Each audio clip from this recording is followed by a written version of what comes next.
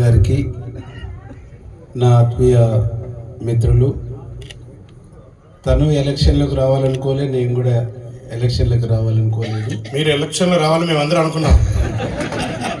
ఇద్దరం కూడా, నేను కొంచెం ఎక్కువ రోజులు, తను కొంచెం తక్కువ రోజులు, ఇద్దరం కూడా ప్రజల కోసమే జైలు జీవితాలు కూడా గడిపినటువంటి వాళ్ళు. నేను మొదటగా బీఆర్ఎస్లో ఉన్నప్పుడు తను వ్యాపార రంగంలో కష్టపడుతూ సేవా రంగంలో ఎక్కువ ఉండేది. ప్రతి సంవత్సరం ఆ గ్రామంలో అయ్యప్పలకు మొత్తం వేల మందికి భిక్ష తనే ఒక ఫంక్షన్ హాల్ తీసుకొని సేవ చేసేటువంటి వాడు. ఒక చిన్న ఇన్సిడెంట్తో తను రాజకీయాలకు వచ్చింది. సేవ చేస్తున్నటువంటి క్రమంలో, సేవలో ఉన్నటువంటి క్రమంలో ఒక ఇద్దరికి తను టికెట్ కోసం వేరే పొలిటికల్ పార్టీని అడిగాడు.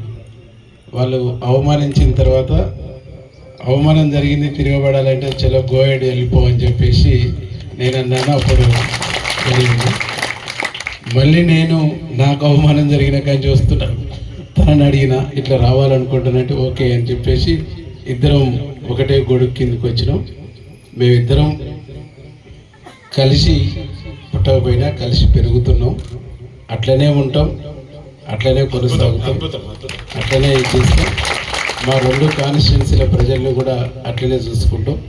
నాకు వచ్చిన ఐడియాలజీని తనకు షేర్ చేస్తా, తనకు వచ్చింది నేను షేర్ చేసుకుంటా. కరోనాలో కూడా ఇద్దరం కలిసి, నేను ఇక్కడ సర్వీస్ చేసినాను, తను అక్కడ సర్వీస్ చేసిండు. ప్రతిదీ ఒకరు ముందు ఒకరు వెనుక మొదలైనా మళ్ళీ అది కంటిన్యూ అవుతుంటుంది. ఇద్దరం కూడా మేము వేరే అనుకోవట్లేము, ఇద్దరం మేము ఒకటే, ఇద్దరం అట్టనే ఉంటాం, అట్టనే కొనసాగుతామని చెప్పేసి మీ అందరి ముందు ప్రకటిస్తూ, ఇక్కడికి నేను పిలవగానే వచ్చినటువంటి పెద్దలందరికీ, గౌరవ డాక్టర్లకు, గౌరవ వివిధ ప్రైవేటు కాలేజీల కరస్పాండెంట్లకు, అట్లాగే వచ్చినటువంటి నగర ప్రముఖులందరికీ, అన్ని ఆలయాల నుంచి వచ్చినటువంటి ఆలయ చైర్మన్లకు, ఆలయ కమిటీ సభ్యులకు, అన్ని ప్రాంతాల నుంచి వచ్చినటువంటి అయ్యప్ప గురుస్వాములకు, అయ్యప్ప స్వాములకు, అట్లాగే 1వ పడి 2వ పడి అట్లా అనేక పడిలో ఉండేటువంటి స్వాములకు, కన్యాస్వాములకు, మా మహిళలందరికీ, వివిధ ప్రాంతాల నుంచి వచ్చినటువంటి కాంగ్రెస్ పార్టీ నాయకులందరికీ, మా గ్రామ నగరకల్ పట్టణ వాసులందరికీ పేరు పేరున శిరస్సు వంచి నమస్కారాలు తెలియజేస్తూ, మీ అందరికీ అయ్యప్ప ఆశీస్సులు నిండుగా ఉండాలని, మన ప్రాంతం